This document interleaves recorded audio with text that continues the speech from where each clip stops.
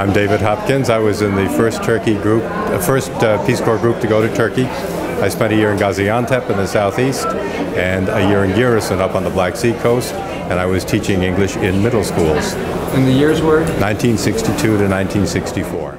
My name is Walter Salman. I was a volunteer in Turkey, the first group that went over in 1962 to 64. I then worked for Peace Corps, later worked for CARE as an administrator for Peace Corps programming, and I was, as a volunteer, assigned to the Turkish State Planning Organization in Ankara. My name is Dennis Kavanaugh, Turkey 4, 1964 to 1966. I was in the capital city, Ankara, teaching English at Middle East Technical University.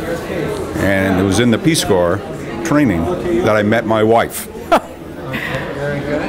Hi, I'm Judy Venezia Kavanaugh. I'm in Turkey 4. I was in the Peace Corps 1964 to 1966. First year in Eskişehir, teaching at Devrim Ataokul, and the second year I went to Ankara and I taught in Ankara, and that's where Dennis and I planned our wedding in Venice. My name is John Thomas, Turkey 4, 1964, 1966. I was stationed the first year in Elazığ, teaching English as a foreign language to middle school and high school. Second year, after a bus accident, I was stationed in Ankara at Ankara University. And the second semester, I was stationed at Ataturk University in Erzurum, teaching English to university students. Peace Corps changed my entire life. My name is Jordan Sapansky. I was with the 4th Turkish group from 1964 to 1966. Spent a year in Elazığ, Turkey, that's out in eastern Turkey, teaching in primary, secondary, middle school, high school. My second year I spent in a small town in western Turkey, Pamukova. My name is Marilyn Barber, that's my maiden name. Stark is my married name. And I was in Turkey 4 group, where I taught in a lycée or high school and middle school, taught English, and from 1964 to 1966. And the town was Antalya, Turkey, on the southern part of Turkey, which is now a huge resort, but which then was a small town, fishing town. I was a very innocent and a small town girl from Portland, Oregon, who had never been on an airplane, and I was part of an Italian clan, so very sheltered. And then I landed in Turkey in a totally different culture. I learned so much about many cultures, and I think my students, we know some of our students became very famous in government and in writing, and so I think we did some good job, but mostly I learned a lot about the world.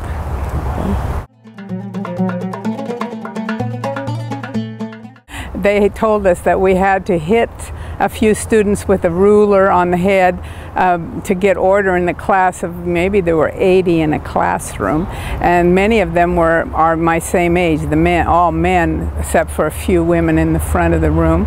And so they would do cat calls, and you know, like any young man would do, and I had to go up to them and hit them on the head with this ruler to get order, and it did bring it order. They understood that I was the authority. That's the way.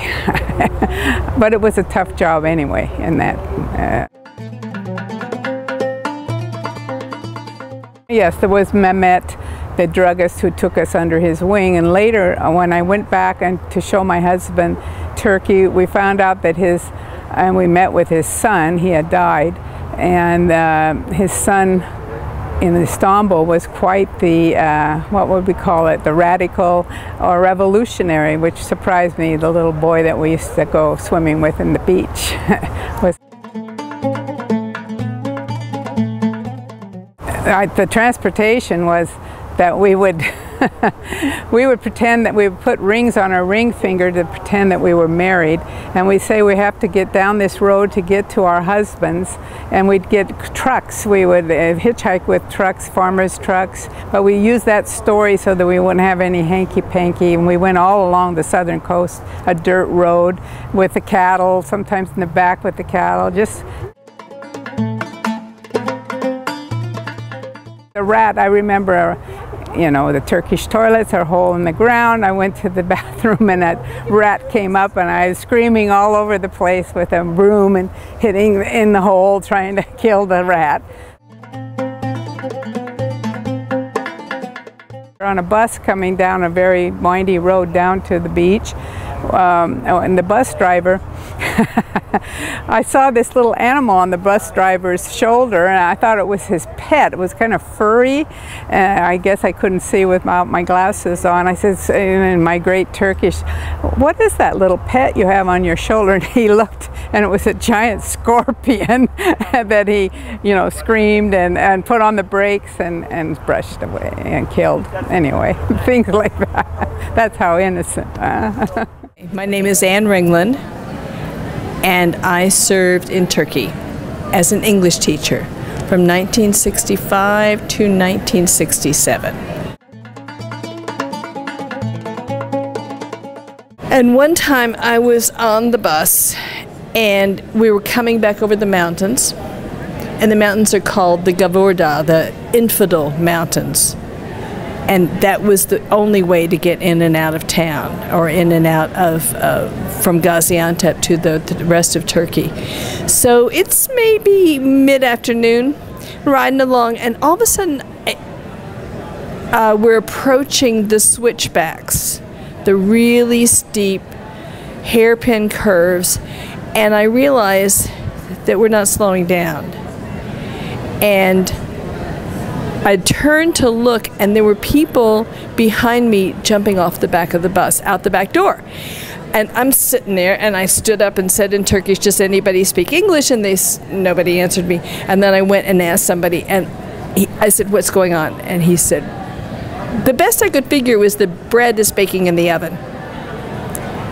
What am I going to do? The people on the bus are jumping off. And what I realized later is that we had no brakes. So we're going down the mountain, around the hairpin curve, and I decided I've got to jump too. So I just jumped, and you know, rolled a bit, and then caught up with some of the other passengers, and we were close enough to the bottom of the mountain that we ended up walking down, you know, down the road, and we got down to the bottom, and the bus had made it intact, and the bus driver pulled up, and he said, "Okay, you can get back on." And we said, "Yeah, right. We're not getting back on that bus." And that's my story of travel. Karen Darby Sullivan. I was in Turkey 12. I was in Erzurum, Turkey. I was a medical technologist, and I started the microbiology department at Ataturk Tip Faculty C. The years were 1965, the very end of 65 through 67.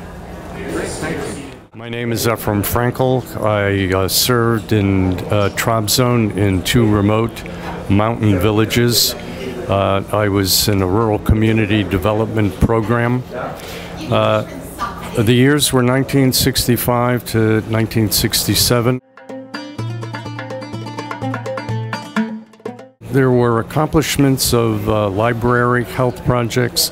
The greatest accomplishment, however, was my abiding affection and affinity for Turks and Turkish culture, which I have taken home with me over the last 47 years. Very neat. Thank you. Gretchen Nistla Turner. I live in Seattle. The second part is which country, what years, and where were you stationed in the country? I served in Turkey from 1965 to 1967 in Malatya, home of Turkish apricots. Carol Weber, and I was in Turkey from 1965 to 1967. Really a particular incident, because when I was doing this, I had an extra room in my house and it had huge windows on one wall, and I was like I can't afford fabric to put across this. So I bought burlap and I trimmed it with rickrack and bright colored buttons like you would do in America. And the parents came in to visit and the kids stopped coming, and when we found out they wouldn't let their kids go to school that used burlap bags for curtains.